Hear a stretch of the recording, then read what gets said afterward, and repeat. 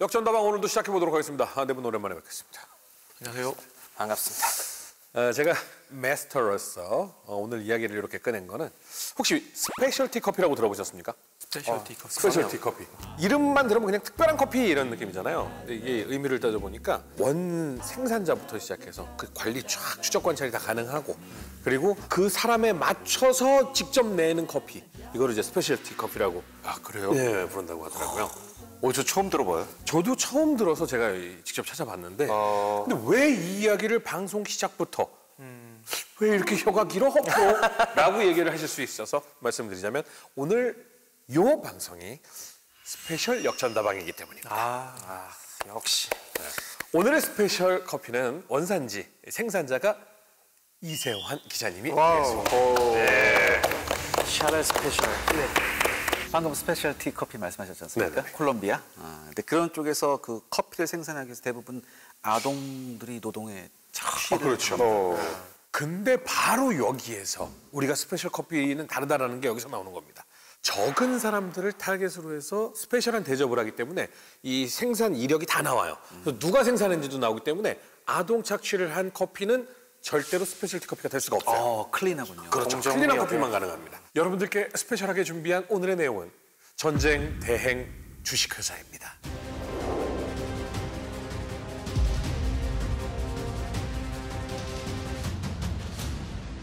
제가 이거 주제를 선정한 이유가 지난번 유곤해전에서 우리가 MPRI라는 그런 그 민간군사 기업이 있었잖아요. 그리고 이번 러시아 우크라이나 전쟁에서도 뭐 민간군사 기업이 굉장히 많이 들어갔다 이런 얘기가 있어요. 그런데 사람들은 사실 왜 소설을 읽을 때 용병 나오고 이러면 그렇죠. 뭔가 이 화약 냄새 진동하는 사나이들의 세계 이런 걸 생각하거든요. 그 전에 또 이제 막 애니메이션 만화 이런 거 좋아하는 거 베르세르크 막 이런 거.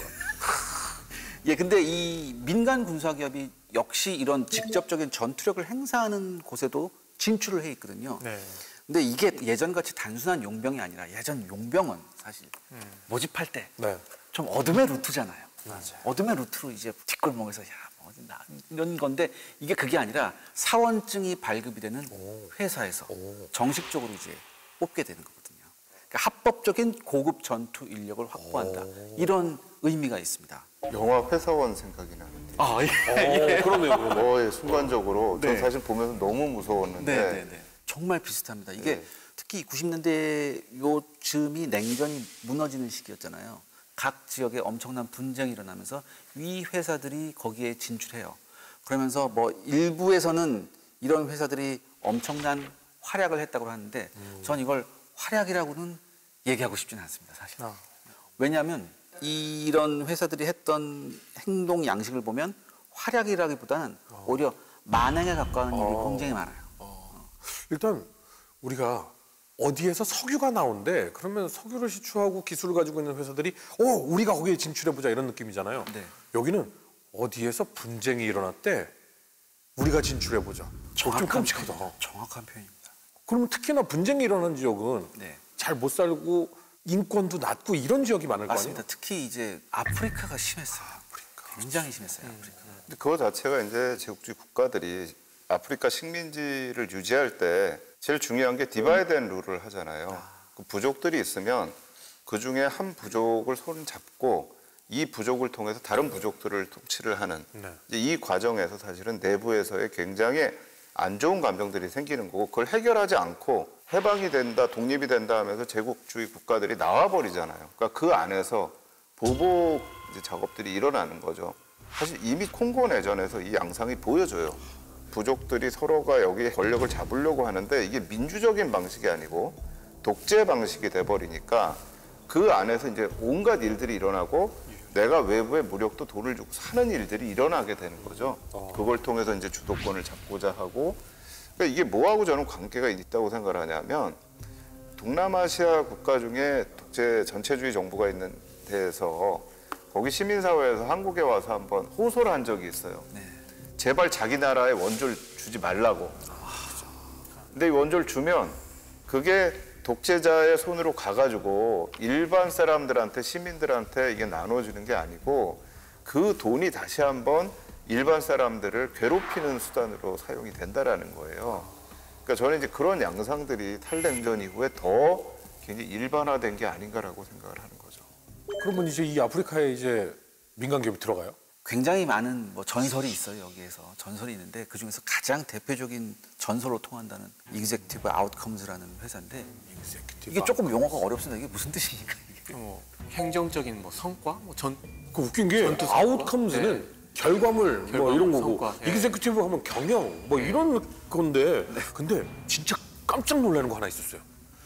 이그제큐티브에서 이그제큐가 단어가 사형이라는 뜻. 처형한다는 처형이라는 말이죠. 뜻이더라고요. 근데 그게 발음이 달라요. 그래요? 엑시큐터하고 그러니까 엑시큐트 하면은 처형이고 이그제큐티브 하면은 경영. 집행. 집행하는. 얘들은 이 다중적인 의미를 알고 아니야. 있지 그러니까 요걸 보면은 우리 예전에 컴퓨터 도스할 때 EXE 파일 있잖아요. 네. 그거예요. EXE 파일이야 이게? 그러니까 실행 파일. 실행한다. 결과를 실행한다. 이 회사가 원래 모체가 어디냐면은 남아공 방위군. 남아공 방위군의 32대대예요. 여기 부사령관이 누구냐면 이반 발로라는 사람인데 이 사람이 1989년에 설립했어요. 근데 여기서 남아공에 대한 얘기를 해야 됩니다. 그 오랫동안 인종차별을 자행해온 이 아파르테이트 정책이 이제 드디어 남아공도 국제사회의 압박을 견디지 못하고 넬슨 만델라 석방되고 이제 포기하게 됩니다. 그러니까 이 아파르트헤이트를 진압하던 특수부대들이에요. 다 얘네들. 이렇게 인종차별을 위해서 존재해왔던 무력들이 순식간에 필요가 없어진 거죠. 그래서 굉장히 많은 이 특수부대들이 해고가 되고 이 사람들은 졸지에 나는 평생 이 군대에 있을 걸로 생각하고 이렇게 있었는데 이게 뭐야 실업자가 됐네? 상당히 상실감도 크고 당장 먹고 살 거리도 걱정이 되는 입장에서 이럴 때 이 민간 군사 기업들이 꼬시는 거죠. 먹고 살기 힘들지 우리랑 같이 일해보자. 그러니까 다들 좀 옥화심정이 있는 상황에서 그래 내가 어차피 국가에게 배신당한 몸 좀 험한 일도 하면서 어떻게든 살아남아야겠다 이런 생각이 가진 사람들이 모이는 거죠. 여기에서 문제가 되는 건 뭐냐면 결국 이 부대가 굉장히 효율적으로 한다고 하지만 그럼 누구를 대상으로 이 부대가 활동을 했느냐. 그러니까 사실 문제는 이런 부대들이 활동한 거는 압박을 받고 있는 사람들을 상대로 활동을 한 거거든요. 그 사람들을 진압하는 데에 효율을 보였다라는 거는 사실 인권을 탄압하는 데 굉장히 효율을 보인 거고 이 시기에 남아공에서의 인종차별이라는 거는 너무나 잔혹한 거였거든요.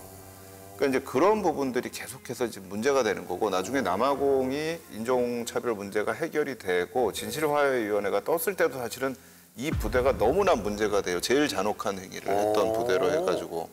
그때 당시에 남아프리카 방위군의 해체 규모가 6만이 넘었대요. 그렇죠. 이 6만 중에서도 상당한 그 고급 전투 인력들이 말씀하신 대로 이제 갈 곳이 없는 거죠. 그러니까 이런 부대의 부사령관 출신이 이 회사를 설립을 한 겁니다. 이 사람이 이 회사를 설립하고 나서 보니까 뭐 무기 조달이나 이런 게 원활하지 않았었어요. 그렇기 때문에 이 이반 벌러가 쓰는 방법이 뭐냐면은 여러 군데의 유령 회사를 세우고 나서 유령 회사를 통해서 국제 암 시장에서의 무기를 굉장히 저렴한 가격에 사오는 그런 재주가 있었습니다. 이 회사를 유지하기 위해 필요한 무기를 암 시장에서 페이퍼 컴퍼니로 가지고 오는 거예요. 예, 그리고 그 과정에서 놀랍게도 이 사람이 굉장한 인맥을 쌓아요. 그게 중요하죠. 이게 왜냐하면 당시 냉전이 무너졌을 때 동구권에서 무기를 막 팔아제꼈어요. 군대에서 사적으로. 이러면서 동구권에 있는 유력한 장군들을 굉장히 많이 합니다.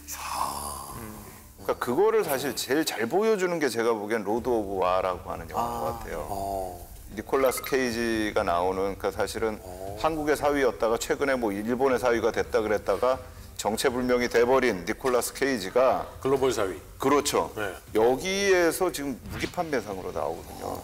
굉장히 제가 인상적으로 봤어요.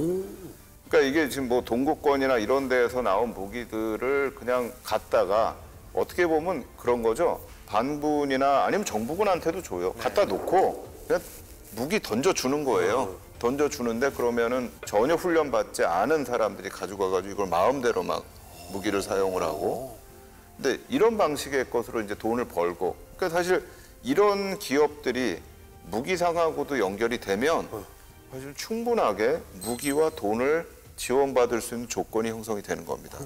근데 무기상들은 끊임없이 분쟁이 있어야 무기를 팔 수가 있어요. 그렇죠.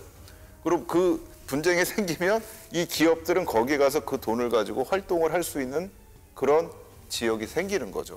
그리고 이 이반 발로라는 사람이 했던 굉장히 유명한 말이 있습니다. 이게 굉장히 끔찍한 말인데 냉전의 종식은 거대한 공백을 남겨놓았고 나는 시장의 틈새를 확인했다.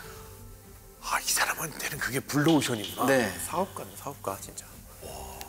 이런 부대들은 기본적으로 가치관이 없는 거예요. 내가 어떤 일을 해야 되고 안 해야 되고의 가치관이 없이 나는 주어진 일은 무조건 한다. 아까 군인 정신이 없는 상태에서 살상 능력만 있는 거네요. 그렇죠. 좀 끔찍하다. 소름 끼쳤어 방금. 살인 능력은 굉장히 뛰어난데 목표의식이 없는 사람이 이렇게 딱 나왔어. 목표의식 있죠. 돈 버는 거. 이게 뭐냐면 그러면 나치 친위대가 어디 회사에 가서 이런 민간 기업에 들어가서 활동을 하면 전투는 잘할 거 아니에요. 근데 분명히 전범들이고 나쁜 그 범죄자잖아요. 근데 왜 얘네들은 처벌 안 받고 그냥 딴 데 가서 회사에서 일해요?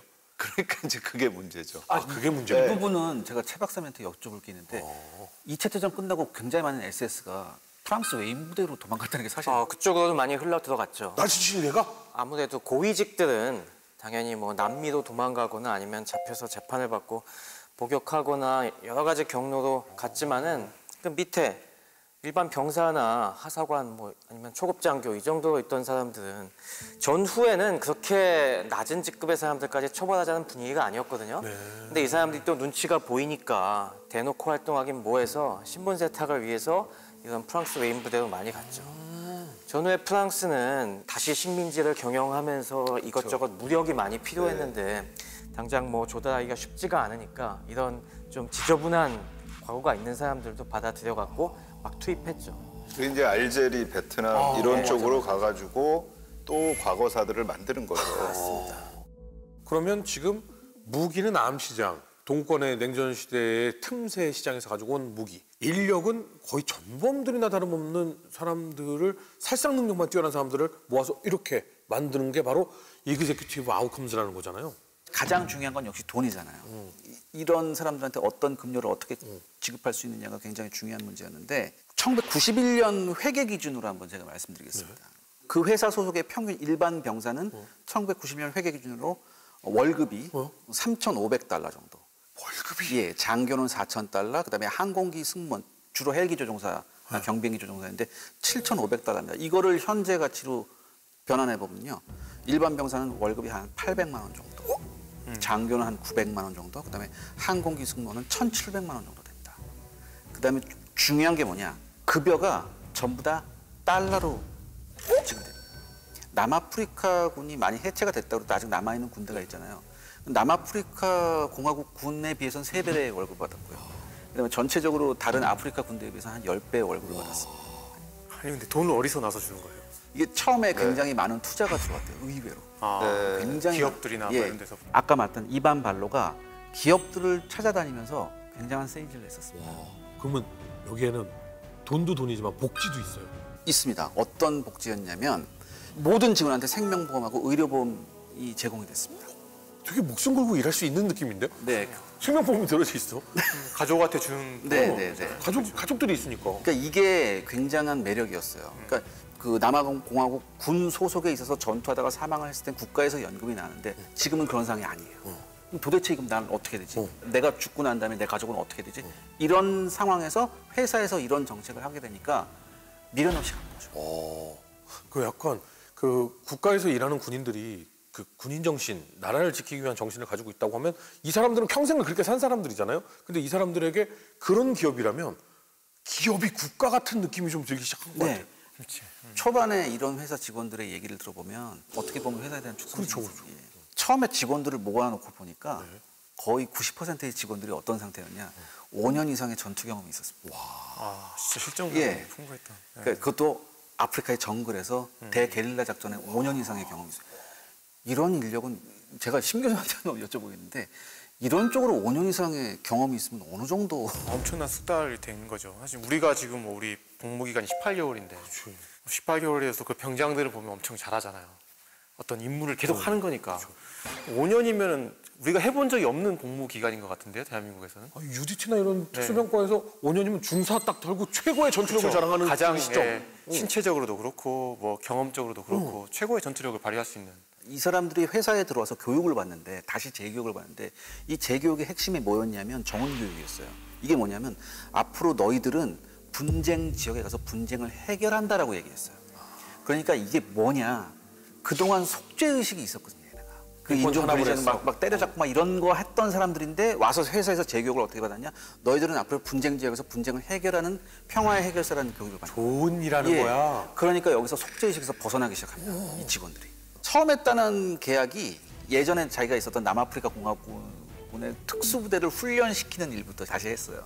그런 일부터 하다가 91년에는 이제 남아공 바깥으로 이제 확장을 했는데 회사 초기에는 주로 이제 광산의 보안 업무, 그다음에 범죄 조직에 잠입해서 소탕하는 임무. 훌륭한데? 심지어 이 회사가 어디로 들어갔었냐면 콜롬비아까지 들어갔었어요. 콜롬비아 마약 소탕하는 작전에 투입됐었습니다. 근데 거기서도 했는데 이런 거죠. 이 회사의 차원에서 봤을 때 이런 거는 사실 큰 돈이 안 된다고 판단했었어요.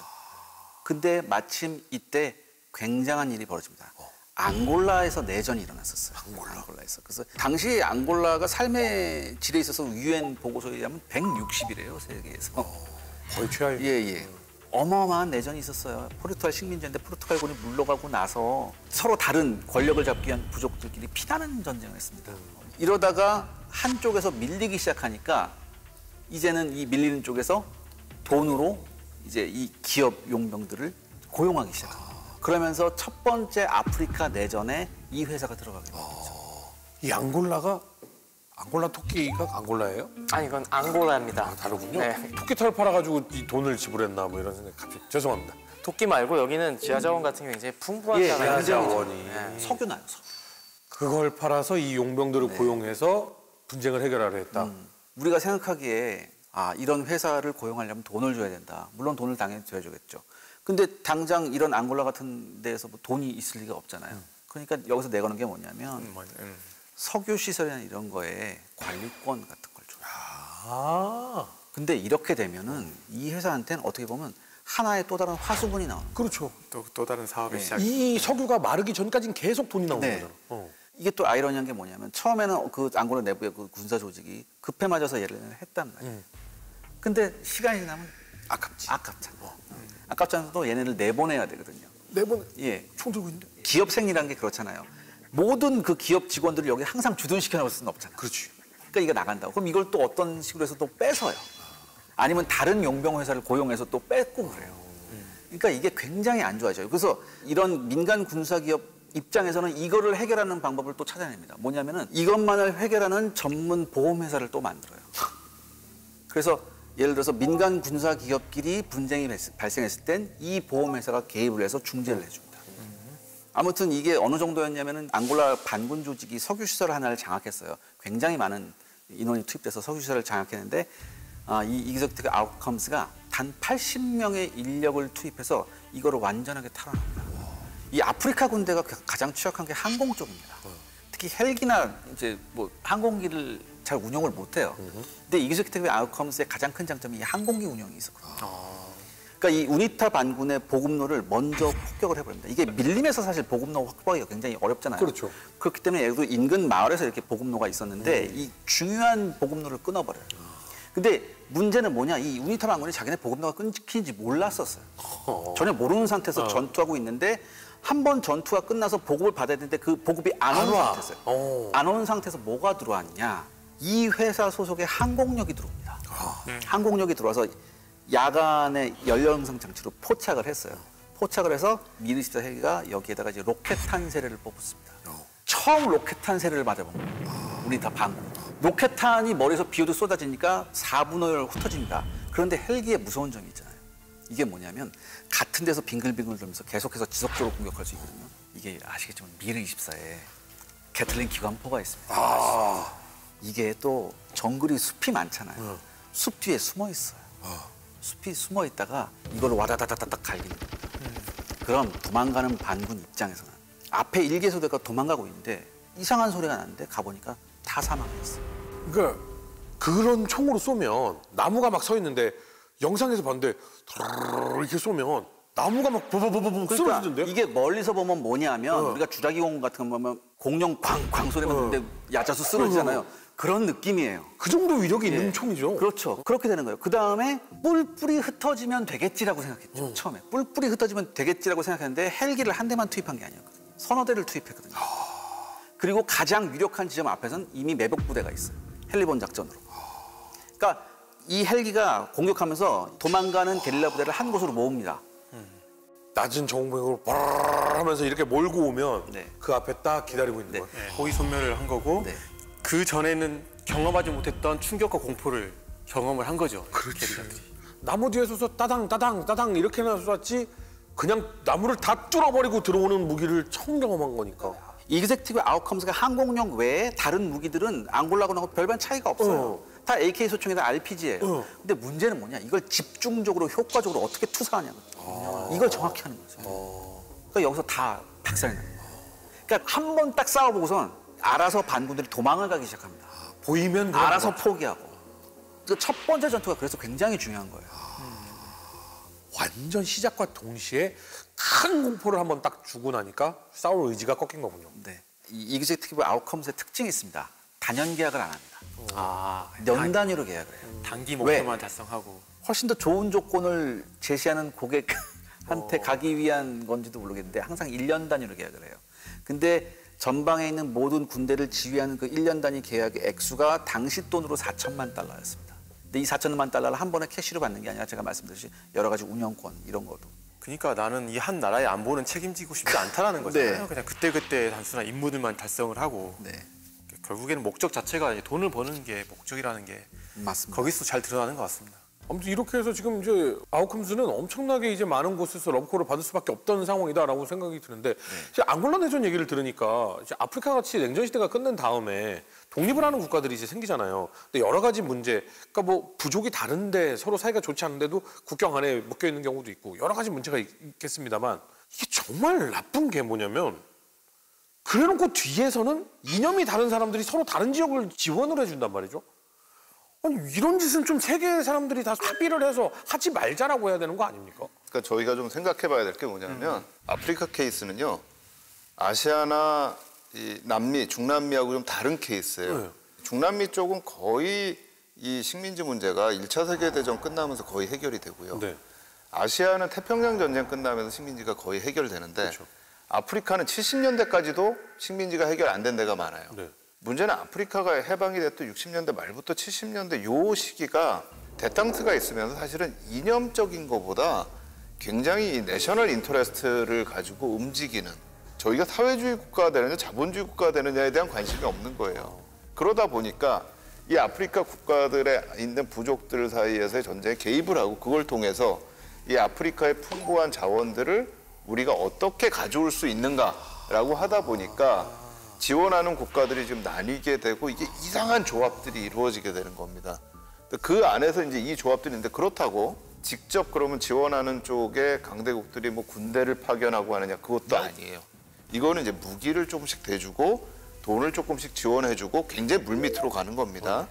그러니까 이 문제를 씨앗은 유럽의 제국주의 국가들이 아프리카 식민지에다 뿌리고 떠났지만 실제 강대국들이 이 안에서의 문제를 해결할 수 있는 국제적인 어떤 국제법이나 국제기구는 존재하지 않는 상황이었다고 보시면 될 것 같아요. 앙골라에서의 내전이 좀 식어 들어갈 쯤 새로운 분쟁이 또 일어나죠.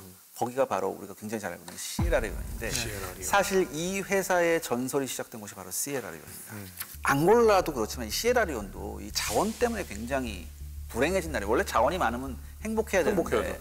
근데 불행한 나라예요. 이게 세계에서 최고 품질의 다이아몬드가 나는 곳입니다. 오. 근데 이 다이아몬드가 굉장히 흔했대요. 여기. 그 뭐 길 가는 내가 뭘 발견했는데 이게 뭐 103캐럿짜리 다이아몬드가 나오고 뭐 그랬대요. 길에서 다이아몬드가 나와. 예. 그 영화 블러 다이아몬드 그렇죠. 네. 디카프리오 나오는 바로 네, 거기입니다. 여기 소재로 근데 여기도 마찬가지로 61년에 독립한 나라예요. 근데 독립 이후에 이게 시아카 스티븐스가 이끄는 정권이 들어섰는데 바로 아니나 다를까 일당 독재를 해요. 근데 이게 문제가 뭐냐면 이 스티븐스는 이런 거 생각하는 거예요. 항상 뭐가 두렵냐? 이런 독재는 쿠데타가 두렵다. 쿠데타가 두려우니까 뭘 어떻게 해야 돼? 자기네 군대를 약화시켜야 돼. 우와, 나 이거 지금 이해했어. 그러니까 이 다이아몬드 영원히 빨아먹고 살아야지. 그러면 내가 이 권력을 계속 장악해야 되는데 이걸 장악하려고 봤더니 우리 군대가 강하면 얘네가 욕심 부릴 수가 있겠네. 네. 그러니까 이걸 약화시켜. 네. 그리고 자기 친위 세력만 이렇게 해놓고선 국민들의 고혈을 짜는 거죠, 이제. 그러니까 대부분의 이 군인들이 무슨 일을 하면 정치 경찰 역할을 해요.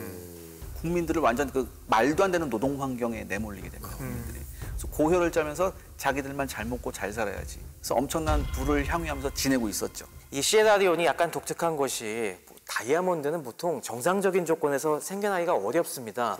우리가 다이아몬드는 탄소 덩어리잖아요. 사실은 우리 이런 연필심, 흑연이랑 같은.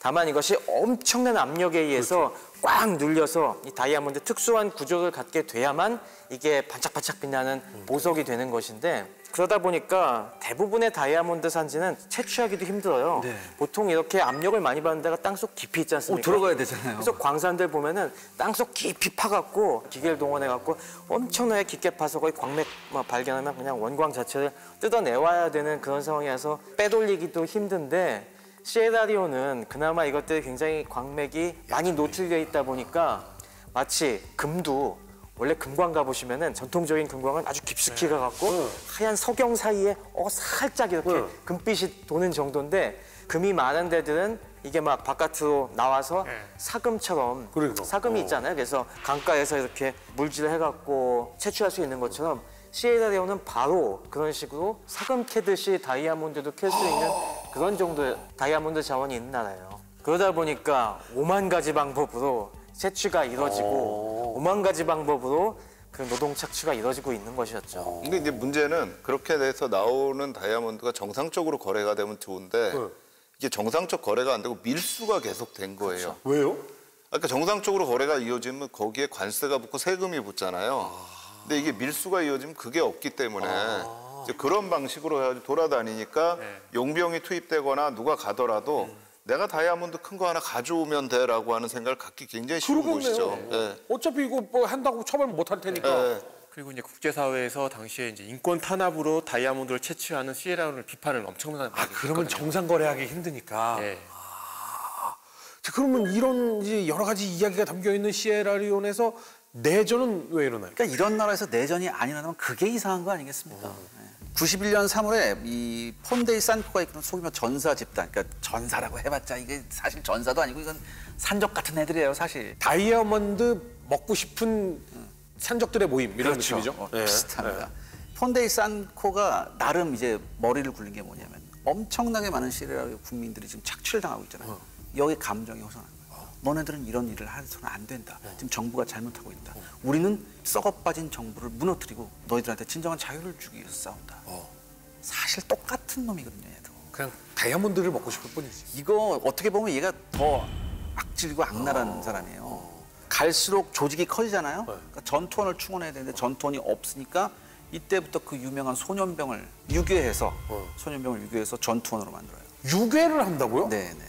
아니 너희들은 정부가 이렇게 하면 안 돼라고 그렇게. 하지만 지금 우리가 사정이 안 좋아, 협조해야 돼. 안 해? 데려가는 거죠. 사람들이 그 영화에서도 잘 묘사가 됐던 것 같아요. 그 장면이. 로저버에서도 네. 그다음에 협조를 잘 안 해주는 마을도 있을 거예요. 그럼 그 협조를 잘 안 해주는 마을한테는 이루 형언할 수 없는 만행을 저지릅니다. 학살을 해요? 예, 뭐 학살도 있었고요. 그다음에 사지를 절단한다든지. 굉장히- 팔다리를 잘라요? 네. 애 내놓으라고? 근데 그 아이들이 나중에 이제 세뇌당하고 처음에는 뭐 술 먹이고 뭐 이렇게 네. 하면서 정말 어떻게 보면은 자기 인간성이 말살당하고 전투 요원으로 바뀌게 됩니다. 맹목적인. 엄마 아빠 팔다리를 자르고 데리고 가서 애들한테 술을 먹여? 이 소년병들한테 정기적으로 지급되는 게 뭐였냐면 방금 말씀하신 매일매일 일정량의 마리화나하고 일정량의 럼주를 줍니다. 마약하고 술? 네. 애들한테? 네. 그다음에 첫 번째 이 소년병들한테 어떤 임무를 주냐면 전투가 아니에요. 우리하고 적대 지역에 있는 민간인들을 공격하는 임무를 먼저 줘요. 우리 부족 말고 저쪽 부족하고 사이가 별로 안 좋으면 야 쟤네들 원래 니네 싫어했잖아. 저놈들 없애 이렇게. 그런 식으로 먼저 해서 굉장히 안 좋은 동질감을 형성하는 거예요. 나만 나쁜 짓을 하면 안 되잖아. 근데 다른 애들 데려와서 얘도 나쁜 짓을 시켜버려야 돼. 그럼 뭐예요? 이게 나쁜 짓에 연대감이 생겨버린다. 와 진짜 나쁘다. 저기 아까 말씀드렸던 그 로드 오브 와이도 보면 저런 부분들이 나와요. 무기 그냥 가가지고 비행기에서 이렇게 산처럼 내려놓으면 애들이 와서 하나씩 집어가요. 저런 애들이요? 예, 집어가서 이렇게 써버리고 근데 쟤들 데려올 때 이제 부모한테 협박을 하죠. 말 안 들으면 얘 죽여버릴게. 그리고 데려가는 거예요. 이제 그런 식으로 해서 마을을 돌면서 소년병들을 데려가는 거고. 그러니까 너 얘 우리 군대에서 혁명 수행하는 전사로 키울래 아니면 내가 얘 죽일까? 네, 그런 식으로 해서 이제 부모 협박을 하고 쟤네들이 거기 가가지고 이제 사실은 아무런 판단 없이 총을 장난감처럼 쏘게 되는 거죠. 당시 언론에서 이 시에라리온을 뭐라고 평가했냐면 그곳에는 일관된 전선도 없고 정치적인 대의도 전혀 없고 겁에 질린 주민들에게는 어떤 곳도 안전하지 않았다. 이거는 11워 내전이 아니라 11케이어스다. 이렇게 얘기해요. 이 부패했지만 이 시에라리온 정부는 어떻게든 이걸 수습해야 됐어요. 그래서 첫 번째 계약한 회사가 어디냐면 허준 씨도 잘 아는 구루카 용병. 구루카 용병. 예. 그러니까 우리가 구루카 부대하면 굉장히 강력한 부대 아닙니까? 이 구루카 경비그룹하고 계약을 맺었는데 95년 2월에 이 회사가 폰데이 상코의 반군과 교전을 했어요. 근데 이 매복에 걸려서 이 회사 직원이 많이 사망을 합니다. 구루카 용병들이? 예. 그래서 뭐야 이거 구루카 용병들을 데려갔는데 안 돼? 이렇게 됐어요. 그리고 사실 그 정부군의 현재 지휘관은 미국 사람이었어요. 사실. 그 밥 맥켄지라고 이제 베트남전 출신이고 뭐 로디지아, 크로아티아 뭐 이런 데서 많이 쌓였던 군인인데 이 사람도 그때 사망을 해버려요. 그러니까 이 정부군이 바로 구루카 경비그룹하고 계약을 파기합니다. 그러고서 대체자로 찾은 게 바로 Executive Outcomes였어요. 그러니까 이 계약 규모는 1,500만 달러짜리 그들만에만 단기 계약이었는데 이면 계약에 뭐가 있었냐? 시에라리온에 굉장히 유명한 코노 광산이라고 있었어요. 이 코노 광산에 대한 채굴권을 1,500만 달러 이외에 또 받기로 했습니다. 이 회사가. 그래서 전격적으로 들어간 거죠. 문제가 뭐냐? 이 코노 광산은 당시 반군 수준에 있었어요. 그렇기 때문에 이기스틱 아웃컴스가 먼저 이 코노 광산 쪽으로 들어가요. 저 반군의 손에 넘어간 거 네. 뺏어서 우리 거 되면 니네가 운영권 가져가. 그렇죠. 이렇게. 예. 총 규모 액수로 보면 약간 3,500만 달러에서 4,000만 달러 계약이라고 하고요. 그 다음에 더욱 놀라운 건 이 포데이 산코의 수천 명에 달하는 이 반군 조직을 소탕하기 위해서 이그젝티브 아웃컴스가 투입한 병력이 단 160명이었습니다. 160명. 예. 이게 중대가 아주 그냥. 현재 가치로 따져서 봤을 때 한 사람당 한 30억씩 벌었어. 이 사람들. 그러니까 그렇게 단순하게 해서는 안 하겠죠. 안 하겠는데. 이 시에라리온에서의 작전도 앙골라의 거의 복사판이었습니다. 복사판인데 이번에는 항공 세력이 훨씬 더 많이 왔어요. 많이 왔고 그다음에 이 항공 세력이 굉장히 중요한 게 뭐냐면 예전에는 한 군데로 몰았잖아요. 근데 이게 쉽지가 않은 것 같았어요. 시에라리온은. 그래서 뭐 어떻게 했냐면 따로 헬리본 부대를 쫓아다니게 해요. 일단은 미르24 공격 부대가 공격하고 나서 가장 크게 도망가는 부대를 헬리본 부대가 쫓아가는 거예요. 쫓아가서 그 앞에다가 투입을 해서 그 부대를 섬멸하고 다시 헬기 타고 다시 딴 데로 가는 거예요. 그러니까 도망가는 부대 앞으로 헬기를 보내서 두루룩 하고 떨어져서 오면 집중 투사하고 네. 다시 타고 또 딴 데 가고. 네, 그렇죠. 와. 근데 중요한 게 뭐냐? 여기에 정찰기가 있었어요. 회사 소속에. 정찰기도 있어요. 예, 정찰기가 선에가 떠서 지금 반군들이 어느 지역을 적어서 어느 지역에 집결하고 있다는 걸 알려줘요. 그렇게 돼서요. 단 9일 만에 반군의 진출을 저지하고요. 오히려 밀림 쪽으로, 정글 쪽으로 126km를 밀어붙입니다. 이 160명이. 심지어 포데이산코 휘하의 병력 1,000명이 탈영을 해버려요. 왜요? 너무 무서우니까. 한 번 싸워보고 너무 무서웠거든요. 그러니까 이전에 경험했던 부대들하고는 차원이 다른 거죠. 여기서 좀 이제 왜 아까 이제 그루카 그룹은 실패했는데 이건 성공했느냐에 대한 부분은 그루카 그룹은 정부군을 어떻게 훈련시켜주는 자문 기업인 거고요. 근데 결국 정부군이 제대로 싸울 수 없는 부대였던 거죠. 의지가 없으면 안 돼. 그렇죠. 근데 이 반군도 마찬가지인 것 같아요. 그러니까 의지라는 게 정말 마음에서 우러나와야 되는 그런 의지가 돼야 되는데 강압과 폭행과 이런 걸로 유지되던 군대였습니다. 그러다 보니까 사기도 낮았고요. 군기도 결국 한 방 맞고 나면은 그때부터는 이제 오합지졸이 되는 그런 부대거든요. 근데 이런 부대에게 이렇게 뭔가 현대전을 제대로 수행하는 군대가 나타났다면 공포죠. 게다가 유능한 지휘관도 없어요. 전술을 제대로 할 수 있는. 보통 게릴라들이 도망을 잘 가잖아요. 그러면 도망을 가서 어떻게든 조직을 재건해서 와요. 게릴라의 본인 특성상. 소굴에 막 그렇죠. 모이고 그러죠. 근데 이기젝트 아웃컴스가 전담 추적 부대를 따로 만들어요. 전투 부대가 있고 얘네를 끝까지 추적하는 부대가 그러니까 있고. 처음에 경멸 부대가 가서 했잖아요. 그다음에 이 게릴라들이 흩어서 또 도망가는데 분명히 유력한 집단이 하나가 도망간다는 거죠. 다른 건 다 놔두고 가장 지휘관이 있는 그 집단을 끝까지 추적하는 전담 부대가 있어요. 그래서 끝까지 가서 끝까지 없애버립니다. 그렇게 되면 이 조직이 점조직 자체가 완전히 와해돼 버린 거예요. 약간 이 느낌이요. 그 세스땡. 그 곤충박멸 회사 네. 보면 그냥 여기에 눈에 보이는 거를 없애는 게 아니라 끝까지 추적해서 본 근거지가 어딘지를 찾아내서 공격한다. 이런 느낌이잖아요. 물론 이거를 벌레에 비유한 게 아니라 이 처리하는 방식이 이러면 방군들 입장에선 무조건 끝까지 쫓아온다. 네. 그러니까 여기 있으면 우린 죽어. 그렇죠. 발본색원이네요. 거기에 현지 동조자들이 좀 있었죠. 길잡이들이 네, 굉장히 협조해주는. 많았었어요. 그게 되게 중요한 포인트가 같은데요. 그 지형을 잘 아는. 정보를 사실 잘 알아야 되거든요. 근데 아마 그런 부분에서 준비가 되게 철저했던 게 아닌가. 이 반군한테 굉장히 많이 피해를 입었던 이 부락들이 마을들이 이 회사 직원들이니까 회방군으로 맞아들어요. 박수 되게 치지. 중요한 그치. 포인트인 것 같습니다. 그러니까 여기서 완전히 모든 분위기가 다 넘어가요. 아, 그럼 이제 우리 정부 만세가 된 거네. 그러면서 어떻게 됐냐? 이 포데이 상쿠가 처음 출발했던 선으로까지 밀려요. 이렇게 되니까 포데이 상쿠가 정부하고 대화를 하겠다고 했어요. 협상. 대화를 하겠다고 했고, 근데 여기서 더 아이러니한 게 있습니다. 당시 시에라리온 정부의 1년 국방 예산이 약 1억 달러 정도예요. 거의 국방비에. 절반을 써. 예, 1억 달러 정도인데 1억 달러에 3,500만 달러를 쓰고도 반군 격퇴에 성공했다는 거죠. 그럼 이건 정부로서 남는 장사가 돼요. 아, 많이 썼다가 아니라 쓸만하네. 예, 굉장히 남는 장사가 된 거예요. 하긴 다 뺏기는. 이 회계 보고서가 이기적 특수 아웃컴스 작성된 회계 보고서가 굉장히 많은 내전을 겪는 나라에 들어가요. 와. 거기서 검토해보는 거죠. 이 정도 가격이면 돼? 뭐 이런 식으로. 허준 씨 집 지키는데 1년에 한 100만 원 필요한데 어떤 회사에서 30만 원만 주시면 우리가 완벽하게 지켜드리겠습니다. 30만 원 줘서 해봤더니 괜찮았어요. 그럼 어떡하겠어요? 재고용하죠. 그 문제도 있었을 것 같아요. 이게 어차피 정부군이건 반군이건 선악의 구분이 굉장히 모호하지 않습니까? 그쵸.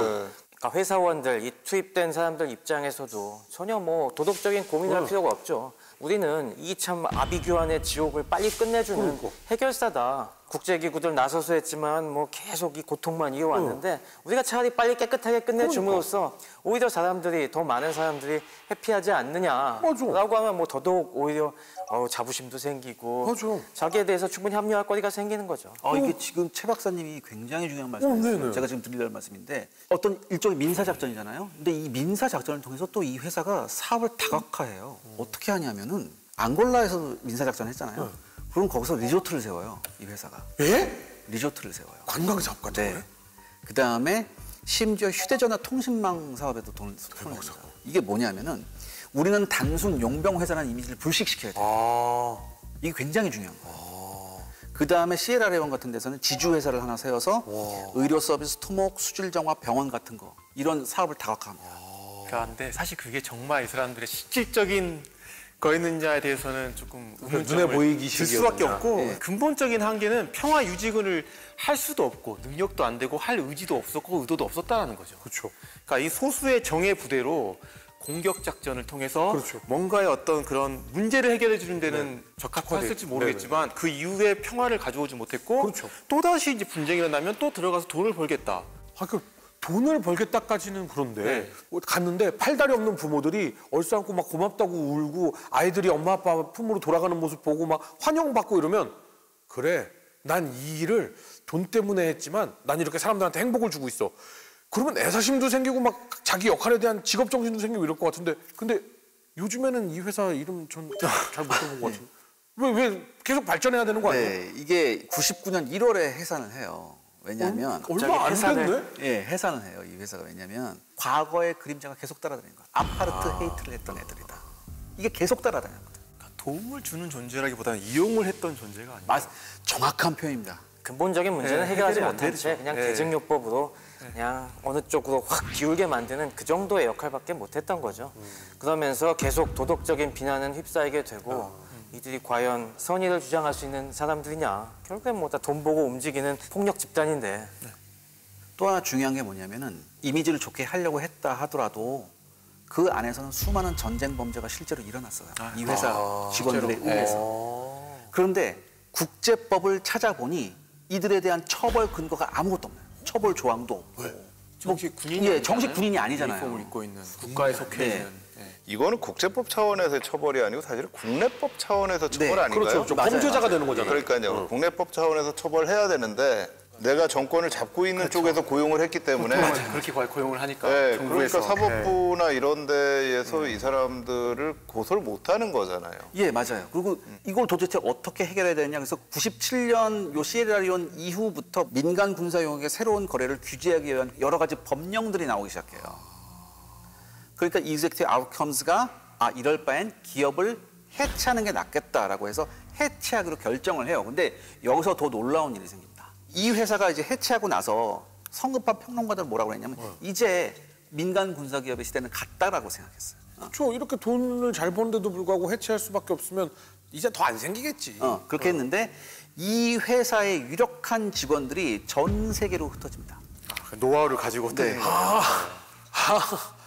경험을 한 사람들이 많은 분쟁 지역을 보니까 아프리카뿐만 아니라 남미, 중동, 아시아 많은 거예요. 거기에서 우후죽순처럼 이거와 비슷한 회사들이 생겨나기 시작해요. 도산했다가 아니라 해산했다라고 했잖아요. 해산. 그러니까 야 우리 CEO들 보니까 한 주머니에 1,000억씩 넣고 해산했어. 맞아요. 제 기업이네. 그러면 내가 해도 이거 할 수 있을 것 같은데 이런 중간 간부들이 분명 있을 것 같단 맞습니다. 말이죠. 그러면 이들이 나가서 세운 회사 중에 잘 나가는 회사들은 지금도 있어요? 예, 많이 있죠. 뭐 샌드라이나 라이프가드, 그다음에 블랙워터라고 굉장히 유명한 회사인데 블랙워터 들어봤어요. 블랙워터는 이제 이 회사도 문제가 있어서 해산하고 다른 회사를 또 세웠죠.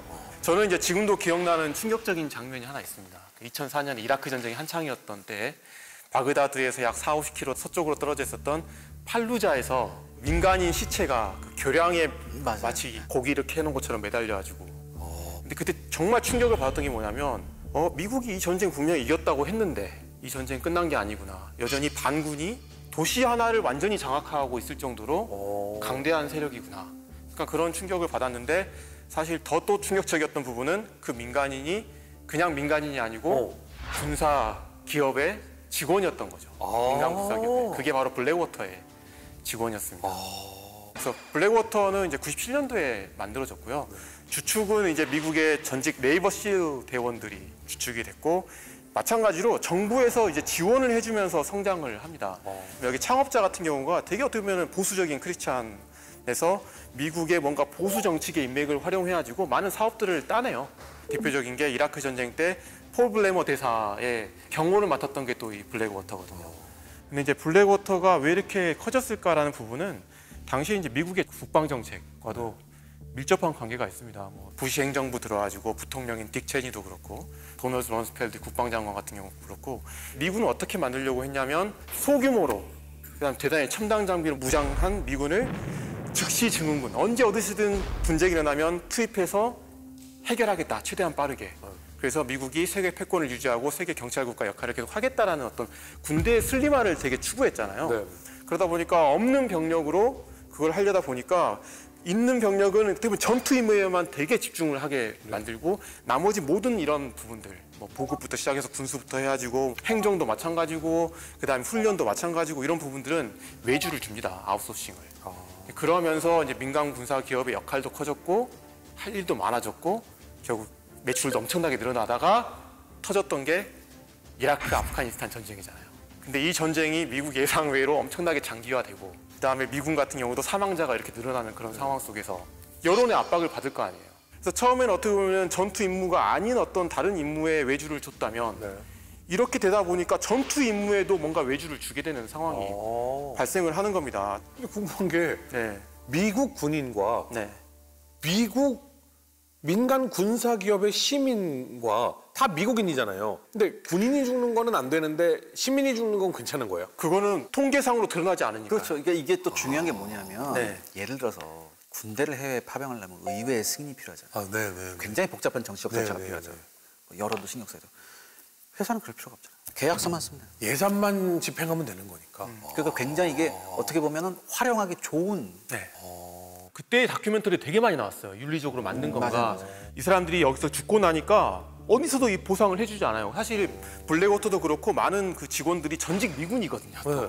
그렇겠죠. 그러면 이들의 희생은 도대체 무엇을 위한 희생이었는가. 이런 문제들이 막 들고 일어나면서 민간 군사기업이 확대된과 동시에 여기에 대한 후폭풍도 많이 일어나게 되는 또 그 과정을 맺게 되는데 아무튼 이라크 전쟁 당시에는 필요에 의해서 이게 엄청나게 확장이 됐던 부분이 분명히 있습니다. 그리고 여전히 정확한 통계는 나와 있지 않고 이제는 사실 민간 군사 기업이 그 이후에는 뭐 대기업들로 이렇게 막 들어가고 뭐 이렇게 해가지고 직접적인 용병의 어떤 그런 기업은 우리가 파악하기는 어렵겠지만 여전히 미국의 국방 안보의 상당 부분을 이런 기업들이 담당하고 있다. 그렇게 좀 이해를 하면 어떨까 싶습니다. 미국 정부의 용역을 받은 거잖아요. 그렇죠. 그러니까 미국 정부가 반테러 전쟁을 하는데 미국 정부가 진짜 원하는 것들을 내가 한다라는 생각을 하고 가기 때문에 사실은 실제 가는 사람들에게 있어서도 동기부여는 저는 충분히 된다고 생각을 해요. 근데 문제는 이게 이제 이 효율성을 우선으로 한다라는 부분에 이제 저는 문제가 생기는 것 같아요. 그러니까 지금 우리가 앞에서 아프리카 정부들 얘기도 나왔지만 내가 지금 전체 국방비를 이만큼을 쓰고 있는데 과연 뭐가 더 효율적이냐라는 것도 미국 정부가 생각을 하게 되는 거죠. 근데 그러다 보니까 이제 이런 기업들을 쓰게 되는 거고 이 기업들의 행동을 저는 모두 다 나쁘다고 볼 수는 없는 것 같아요. 맞아요. 실제 우리가 크로아티아 예를 보더라도 사실은 이런 데서 가가지고 훈련시켜주고 하는 부분들이 있잖아요. 그러니까 자체적으로 이걸 하는 것도 있지만 그 과정에서 효율성만 앞세우다 보면 그 안에서 분명히 무리수가 발생을 하는 거죠. 근데 문제는 이제 이거는 국제법적으로 해결하기 힘든 문제고 사실 국내법적으로 해결돼야 되는데 또 상대방 국가의 독재 정부하고 연결이 되고 그러면 사실 아무런 이후에 처벌이나 법적인 문제 없이 다양한 전쟁 범죄들이 발생할 가능성은 공존하고 있다라고 볼 수가 있을 것 같습니다. 전 처음에는 사실 저는 이 용병에 관련된 거를 뭐 밀리터리를 좋아하시는 분들이나 굉장히 흥미로운 부분이 많은 게 용병에 대한 이야기입니다. 뭐 사나이의 세계 뭐 그렇게 되잖아요. 또 하나가 있어요. 또 하나가. 용병이 사실은 제일 처음에 등장했을 때, 그 중세시대에 등장했을 때 용병들이 뭐였죠? 프리랜서들이었잖아요. 그렇죠. 프리랜서 아니겠습니까? 괜히 용병과 이렇게 약간 연대감을 느껴요, 저는. 근데 얘기를 하다 보니까 이게 옳은 길일까? 나쁜 길일까? 이거를 해야만 하는 일이라고 얘기해야 될까? 필요 없는 일이라고 치부해야 될까? 사실은 가치관의 혼란이 많이 왔어요. 근데 여러분들의 생각 굉장히 궁금합니다. 혹시 여러분들은 이런 용병들에 대해 민간 군사 기업에 대해서 과연 어떻게 생각하시는지 좀 댓글 달아주시면 저희가 하나하나 읽어보고 아 여러분들은 이런 생각을 갖고 있구나라고 한번 느껴볼 것 같은데 누가 옳다 그르다는 저희가 결정할 문제가 아닙니다. 그냥 이런 일들이 있었고 앞으로 어떻게 발전해야 되는가는 이 역사를 통해서 우리가 배워야 된다는 거죠. 그래서 저는 되게 딱 듣고 생각이 났던 게 뭐냐면 역사가 결국 반복인가라는 좀 퀘스천을 던질 필요는 있을 것 같아요. 분명히 아까 말씀하신 그 시대에는 용병이 전쟁의 주인공이었습니다. 근데 국민 국가가 탄생하기 전에 전쟁 양상을 뭐 용병들의 전쟁 이렇게도 심지어 규정할 수도 있잖아요. 그런 경우도 많았고. 그런데 지금 현재 이 민간 군사 기업이 들어와서 활동하고 있는 게 과연 정말 어떻게 보면 그 역사적 흐름의 반복인 건지 아니면 지금 우리가 이 정규군에 있는 수준에서 그냥 액세서리 정도의 수준인 건지 아니면 사실 지금 많은 국가들이 고민하고 있는 게 이제 모병제로 많이 갖고 병력이 줄어들고 있고 우리도 마찬가지잖아요. 이런 과정에서 특히 전쟁이라는 게 여론을 많이 의식할 수밖에 없고 효율을 추구하고 있는 이런 시대 속에서 결국에는 뭔가 이 시대적 대안이 될 수 있는 부분인 건지 이런 고민이 좀 많이 필요할 것 같다는 생각을 좀 합니다. 근데 확실히 역사 속에서 증명된 건 하나는 확실하죠. 네. 모든 우리의 안보를 용병에게 맡겼을 때 그 나라는 반드시 망한다. 라는 역사가 있죠. 하여튼 우리 스페셜 준비해 주신 우리 이사님께 다시 한번 감사의 말씀드리겠습니다. 네. 스페셜 역전다방의 두 번째 이 공개 시리즈 외전은 사이언스 좀 준비를 해봤습니다. 최승동 박사님이죠? 네, 지난번 제가 원자폭탄과 그 원리에 대해서 설명해 드렸을 때 저희가 우리 호준 MC의 이공계적 자질을 딱 봤지 않습니까? 그거 다시 한번 우리 볼 수 있을 것 같습니다. 저는 최승명 박사님의 그 질문, 퀘스천이 저의 임계질량 뇌세포를 건드렸어요. 그때부터 터져나가기 시작하는 거야. 연쇄반응. 빵빵빵. 요쪽 뉴런이 야 거기도 들리니? 들려! 빵빵빵! 그때 떡밥을 하나 뿌렸습니다. 과연 이걸로 원자폭탄이 끝일까? 아닙니다. 곧이어 미국의 핵독점이 머지않아 끝납니다. 소련이 핵 개발을 성공하게 되죠. 그렇죠. 자, 그렇다면 그 소련이 어떻게 그럼 핵 개발을 그렇게 빠른 시일 내에 할 수 있었을까요? 1949년 8월 29일 카자흐스탄 세미파ля틴스크 핵실험장에서 이날 아침에 어마어마한 폭발이 일어났습니다. 소련은 저 광경을 보고서 첫 번째 번개다 우리의. 근데 이게 군사 전략뿐만 아니라 사회적으로도 엄청난 영향을 미치게 돼요. 기본적으로 소련에 대한 두려움이 냉전 초기에 굉장히 컸던 시기가 저는 두 시기라고 봅니다. 첫 번째가 요 원자탄이고 두 번째가 스푸트닉입니다. 아, 스푸트닉. 이게 스푸트닉이 딱 올라갔을 때 그때 나온 게 뭐냐면 소련이 이제 저 인공위성에서 미국을 공격하는구나. 난리가 나는데 근데 아무리 생각해봐도 소련의 과학기술 수준이 전공법으로 그 정도까지 갔을 리는 없고 여기는 뭔가 내통하는 놈들이 있었다. 스파이들이 있었다는 의심을 하게 되는 겁니다. 여기도 이제 해킹이 있는 거예요. 원자폭탄의 핵심 기밀들을 넘긴 스파이들이 한 명, 두 명 걸려들기 시작합니다.